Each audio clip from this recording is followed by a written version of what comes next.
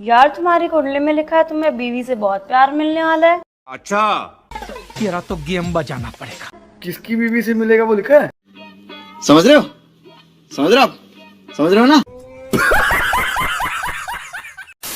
अगर सरकार पैसा बनाती है तो वो बहुत सारा पैसा बना के गरीबी क्यों नहीं मिटा देती है? अच्छा, हमको सिखा रिया है। बात भैया तेरी बिल्कुल सही है। बात तो सही है। मुझे ये बता, सरकार 24 घंटे ऐसी तैसी मरा के बिजली दे रही है। अच्छा। और तू उस बिजली में कहीं से कहीं तक दिखाई ना दे रहा है, तो ये सोचने वाली बात नहीं है। रुको जरा, सब्र करो।